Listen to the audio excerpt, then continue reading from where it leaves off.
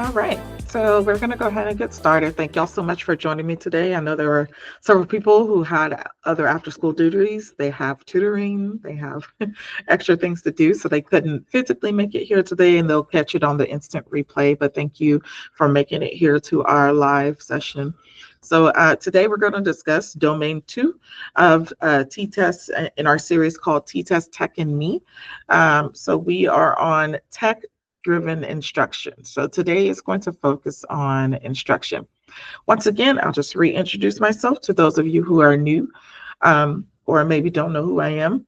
I'm Lakeisha Pound Smith. I am your district ed tech coordinator, and I am here to help you obtain and integrate technical tools to incorporate into your classroom.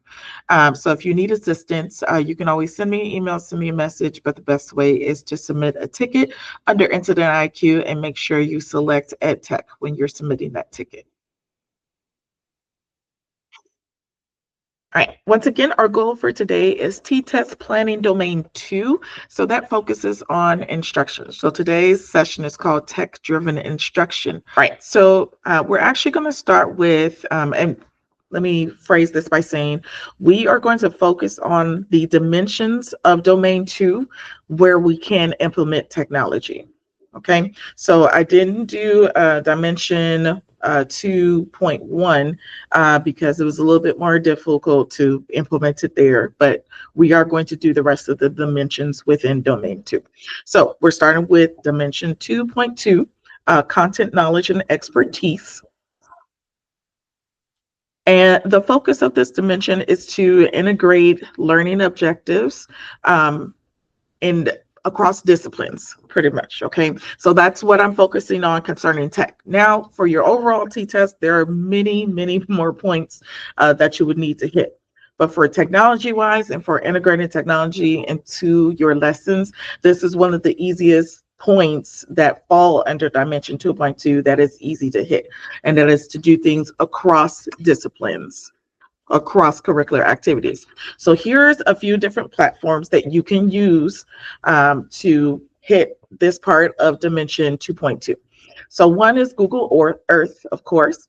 National Geographic Kids is a good one. Any sort of library database, like the really good ones, like JSTOR, ProQuest, EBSCOhost. I know some of those may have some sort of membership attached with them, but for the most part, we do have access to different library databases, including the San Antonio Public Library as well, as long as you have the kids sign up for an account.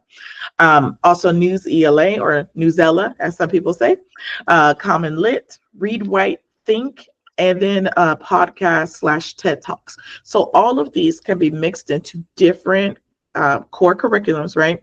And maybe even not core curriculum to make sure that you are bridging the gap between different subject areas. Okay, so this next slide is going to break down some examples.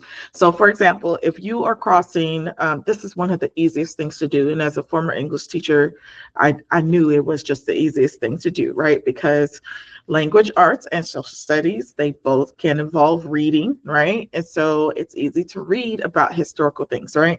But there's different things that we can do to really tie in language arts and social studies besides just reading historical documents, right? Because that's not the most exciting thing to do.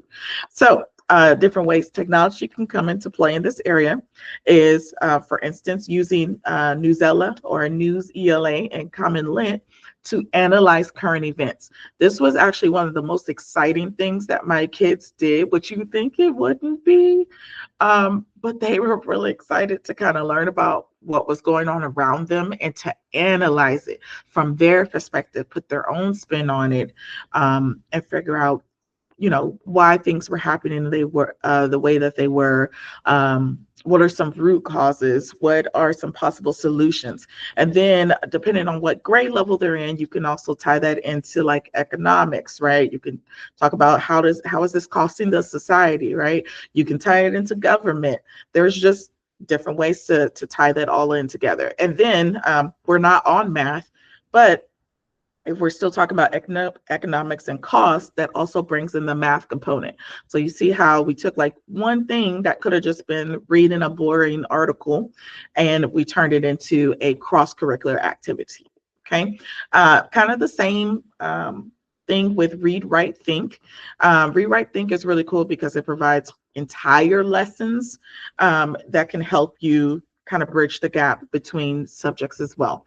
So for this one, you can use it for social studies projects instead. And then you can do historical research, reports, and then even tie in something like a persuasive essay, right?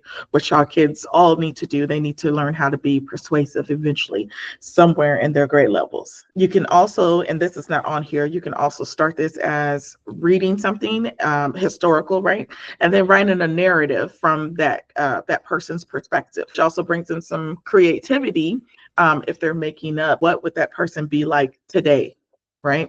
So just different ways to take one online article, one online kind of content that you would normally just read and tie it into other subject areas. Also, there's Google Maps, Google Earth, Google Arts and Culture, all the Google things where they can explore historical sites and visualize graphic data, or even take a virtual museum trip. Also, there's creative interactive timelines, right? Sometimes I know, at least from my perspective in the English class, you don't really think much about timelines, right? That's normally like, that's a social studies thing. But how many times have we had to like introduce an author and where they came from and how they kind of came to write this work of art, right? How long has it lasted over the years or over the time period, right? Those are all things that can be placed on a timeline. And ultimately, knowing the significance of when these pieces were written, helps our students to understand the piece itself, right? So for instance, I had to teach Romeo and Juliet. Of course, with the a lot of the thous and the language of Shakespeare, they didn't really understand. But when we talked about the time period in which it was written, the kind of actors and well, just actors who were also playing women, right? How all of that worked together, that piqued their interest, right? And those are things, understanding the timeline helped them to understand why this was written in this particular way and to appreciate the language more. Even when we watched or were able to watch a more modern version of the play. So just things to keep in mind. Also, there's the Library of Congress or National Archives that you can always access and pull into a language arts class as well, where they can analyze primary sources. And this is as well, as we all know, analyzing primary sources is one of the things that students definitely need, especially when they're going into a college level course, right? They have to have the ability to not only read it, but understand it, identify it, analyze it, break it down, and be able to produce something with it, normally an essay or a paper of some sort. So those are some examples for language arts blending in with social studies. And the next one is math and science. So this kind of also works out well because many of our like elementary teachers, they actually kind of they either teach one subject, all subjects, or they tend to teach reading and social studies, or language arts and social studies, and math and science. So for math and science, there's different tools you can use as well. We have Desmos available to us. There's also something called GeoGebra, where you could utilize graphing calculators and geometry tools to visualize scientific phenomena, model the data. So basically, it's not just saying this is what happened, actually allowing them to explore the calculations behind it, right? And to model that data. There's also NASA, right, or NOAA data, where they can analyze that real world data. So that also not only does cross-curricular or cross-subject kind of analysis for the kids, but it also allows them to get the real world exposure. Like, this is actual data that came from NASA or came from wherever you're pulling the data from, right? We also have the PHET interactive simulations. where they can explore scientific concepts through basically simulations, right? So they can collect this data and then analyze it. So the key to tying in the math is analyzing the data numerically, right? So that's how you keep tying the math back into it. And then also there's coding platforms like Scratch or code.org where students can learn coding and create simulations of scientific phenomena and data sets so they can actually, this is actually also blended in engineering at the same time, right? To kind of software engineering when they're building out things in coding form. Okay, so those are just some examples of how to accomplish Dimension 2.2 with technology. All right, so now let's move on to 2.3. 2.3 is all about communication. So all of the tools I'm about to list have to do with communication. And the focus is to encourage students to communicate safely, right? We have a lot of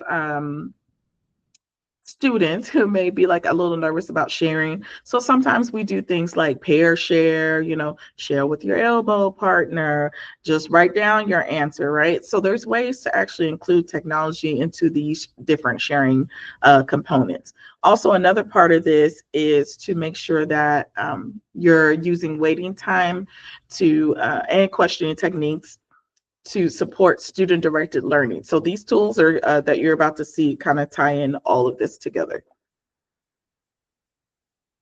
So Google Classroom, right? Super simple. It's super easy to post an assignment of some sort and have the students put their assignment on there. But you can also move beyond that, right? And utilize, and I mentioned this last week, utilize Google Classroom for discussions as well. Not every student is going to raise their hand and respond, right? We would love for them to. We would love for them to always raise their hand and respond, but not every student feels comfortable doing that.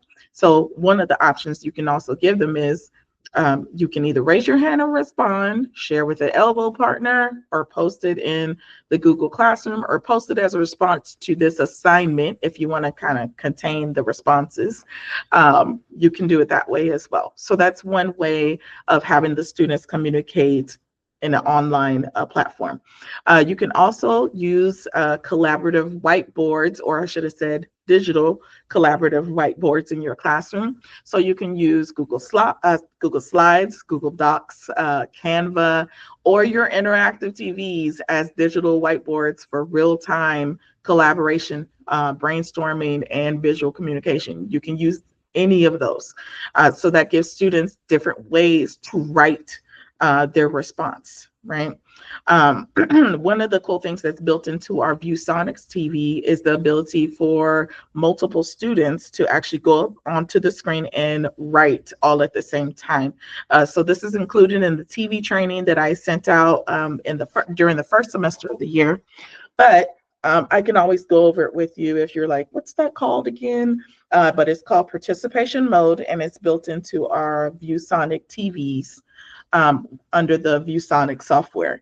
So with participation mode, literally you can split your screen into about 6 parts if you want to, 3 parts if you want to, 2 parts if you want to, and have multiple students responding to the same question at the same time on your actual interactive TV. So it's pretty cool that we have the ability to do that. Once again, if it's not that, you can also use Canva, right? You can also use Google Slides, Google Docs. And if you need examples of those, or you ever want me to come model what does that really look like in the classroom, I can do that as well and help you out in that way. Online blogs is another way.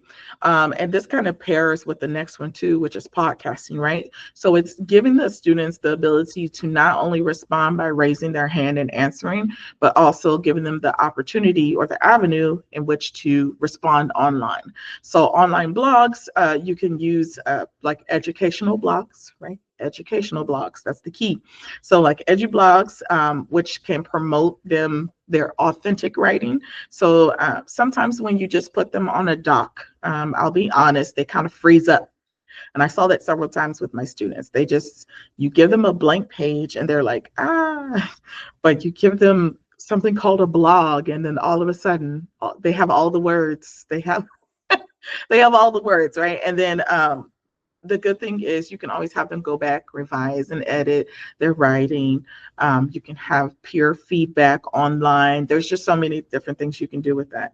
And then with podcasts, I've actually seen this at Jubilee. Super proud of Jubilee. I think I saw it at Highland Hills, as a matter of fact, where the kids were building their own podcast. That was their way of responding to one of the teacher's assignments. They literally had a microphone and everything, had a whole little setup so that they could build out a podcast. And that was their way of communicating their ideas, their response, their answers for that particular task. So these are different ways that you can spread communication in your classroom. So we'll move on to dimension 2.4, differentiation. This is a hot button word still in education today. It's been around for many years. Basically, we have a lot of different learners in our classroom. We will always have different types of learners in our classroom. Even when we go to PDs ourselves, each of us learns differently, right? Even as adults, we still learn differently. So some people need visuals, some people need audio, some people need hands-on. So there's just different ways that we learn. And so we will always need some sort of way to provide differentiation, right? And then everyone participates and learns at different paces. So the good thing is that Jubilee already does this on many levels, depending on what grade you're in, right? So some of the first tools I'm going to list, they're going to look very familiar because I mentioned them last week, and so you're going to see them again, and then you're going to check that off the list that you are working on differentiation, at least in that aspect, right? But the key word here is always. It says always provides differentiated instruction methods and content to ensure that students have the opportunity to master what is being taught. So these words are straight from the TTESS rubric. The key word here to be an exemplary teacher is to always do this, right? So that can become a little bit more difficult when you are dealing with like classroom management. You're trying to plan, you're trying to, do tutoring after school. Oh, I have to get the drive line. I got called into a meeting. There's so many different things going on, right? So my suggestion is to make sure that once again, you focus on integrating it into your planning. So that way, when you get to the instruction, it's already embedded in there. And then this always will not be a problem, right? So once again, here are the things that Jubilee is already doing to provide differentiated instruction. These programs follow the kids at their own pace. They allow them to backtrack or have received support where they need support, and then it allows them to move forward where they can move forward. So Zern, Mafia, IXL, Amplify, Boost, all those programs do it. IXL, I think, is our most wide-ranging program. I think we go maybe all the way from kinder and up for IXL, at least for reading and math. I think we're looking into getting social studies. Amplify Boost is just for our little ones. Once again, that is just kinder through second grade, I believe. And then Zern is elementary, Mafia is middle school. So these are tools that were already a part of our curriculum, already being implemented, that provide differentiation, okay? But what else is there, right? So there are more tools, right?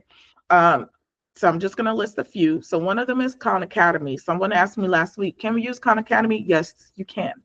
Yes, you can. And one of the cool things about Khan Academy is that, like every other platform now, they've actually built in some kind of AI components. So they have something called Conmingo now that helps you really with planning and implementing their things into your lessons as well. Now, keep in mind, you must always still follow our core curriculum, right? These are supports to what you're already doing with our core curriculum. Okay, so Khan Academy is one of the tools that would help with differentiation. New VLA is really good about it. ReadWorks is also good about having differentiated materials. So what's cool about New ZLA or Newzella is that it also provides readings by Lexile level. This was a helpful thing for my students, especially the ones that I had to make sure that I implemented extra support for them. We had special ed teachers who were throughout our school, but they could get pulled at any time. And at the end of the day, those students were still my students. Those scores that those students made still reflected upon me and, whatever was going on in my classroom. So I had to make sure that they were still able to understand the concepts that were being taught, whether or not that special ed teacher was in the classroom with them, right? So News ELA was super helpful with that. Another thing that I love is the digital choice boards or activity playlists. This is intimidating for some teachers because they're like, I don't want to just give them whatever to do, but that's not the case, right? You are not giving them whatever to do. You are giving them a small set of choices on how to respond or how to move forward, maybe after a unified activity, or you're giving them different ways to respond to the same activity, if that makes sense. So for instance, once again, I'll just go back to the Romeo and Juliet example. So we have read Romeo and Juliet. Their job was to analyze a passage and to produce something. So the choice board that I created consisted of different ways for them to produce their analysis. So some people could do a podcast if they wanted to. Some people could build out a PowerPoint presentation at that time, because we were all about PowerPoint at that time. You could build out a PowerPoint presentation if you wanted to. You could build, I think it was a CD case. Yes, you could build a playlist, and then on the inside you have to analyze why would these characters' songs relate to this, and all those kinds of things, right? So it's not just giving them whatever, right? It is curated material based upon what you're already doing in the class. Okay. I've also seen people use digital choice boards kind of like as an in general way of kind of closing out an activity. So if you have like early finishers and things like that, to avoid heads going down, like people going to sleep, they would pull out like, oh, it's time to move on to your choice board. And they would always keep a consistent choice board of filled with activities for those students to do. So on this next page, what I've done for you is I have linked a lot of different templates for you. So this one is D for Learning. Hopefully they keep up their website forever, because they really have some cool template examples. So if you scroll down, you can see that it actually goes through what is a choice board, getting started guide, and then they have all these different templates listed. So there's one that even looks kind of like a menu. I thought this one was really cool. I'm like, wow, how intricate. It looks like Fortnite. It looks exactly like Fortnite. And then they even have basic ones like this. They have ones that are more kind of basic, but still colorful, more fun choice boards. And then this one is specifically for geography, but you can always twist it to whatever you want to. And so you can see there's different ways just to produce these choice boards, right? Right. So let's look at another example. So here is another example that I gave you. This one actually comes from Slides Mania.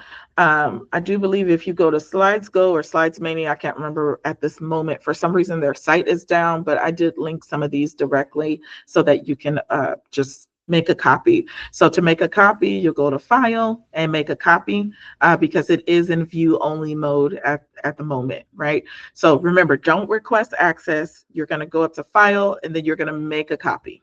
That's what you're going to do. Don't request access, make a copy. Okay.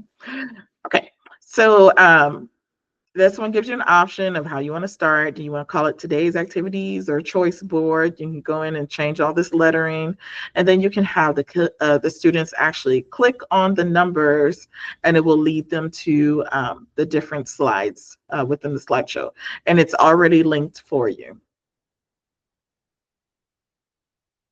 So Canva also has a lot of different templates.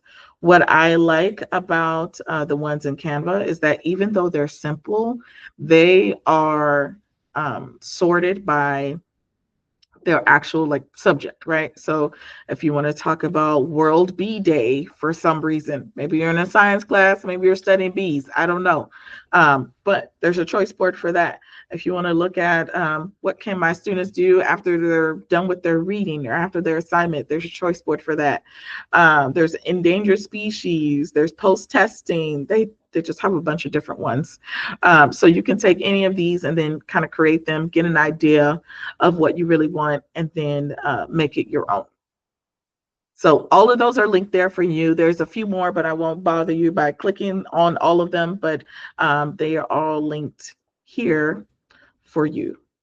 Okay. If you have problems with accessing any of these, please let me know, and I'll make sure that you get a hold of those. So we'll move on to the last dimension of domain 2, which is monitor and adjust. Now, the focus of this one is to monitor and adjust your instructional activities in the moment, right? This can be extremely difficult. So sometimes we just take in whatever's happening in the moment. We know that they didn't get it, and we decide, I will cover that next class, right? But for TTESS purposes, they're looking for your ability to also pivot during instruction, right? Because that observer is not always going to come back the next time to see if you changed everything. And they're not always going to look in your lesson plan to see that you monitored and adjusted, right? Even though you probably could prove it there, right? They're not always going to go back and look at those things, right? So one of the ways to do that is to kind of make sure that you have the ability to pivot during class, right? And then also make sure that you are still doing student engagement, right? So at the same time as you're making sure the students understand it, you have to make sure they're engaged. So those are two of the focuses of that dimension. And then these are the tools that can help you with that, right? So you have Blooket, Gimkit, quizzes, Kahoot. I'm going to stop right there. So those pretty much are all gamified practice, right? The cool thing about that is you can stop and review. We love to play like Kahoot and Blooket, right? Some of the things that I have seen, though, is that sometimes the teacher will just keep letting the questions go on and let the students, like, master and get to the end, and they're super excited to get to the end. But one of the things you can do to add in that monitor and adjust kind of component is to make sure you stop when the students are getting like an abundant amount of questions incorrect, right? Like an abundant amount of questions, or like there's no like pause for understanding, no check for understanding, right? So it is okay to have the students pause in the game, right? Like, let's pause, let's take a minute, let's think it through, what's happening here. And I've seen some of our teachers, I know at least at Westwood, they've definitely done, like, I think we're laboring under a misconception, and then they have taken the time to monitor and adjust. So that to adjust after monitoring the situation. So that is something that we all have to do, right? So all of those, like I said, look at Gimkit, quizzes, Kahoot, it's kind of gamified practice. Also Classcraft is also one of those, Prodigy Math, same kind of thing. All of these help with student engagement. Formative and Google Forms will help you more so with the monitoring and adjusting, because if you, for instance, do a real quick Google form for check for understanding, or formative for check for understanding, for maybe those longer blocks, then you have the ability to adjust the instruction, whatever is about to come next for that particular lesson, right? So just keep that in mind. These are just tools to help you to monitor and adjust. Thank you once again for joining me for TTESS Tech and Me. Join us next week for our last session of TTESS Tech and Me, and you will receive full credits. You'll get a lovely certificate with a badge that comes along with it. You can post it in your signature if you want to be braggadocious. And thank y'all so much for joining me.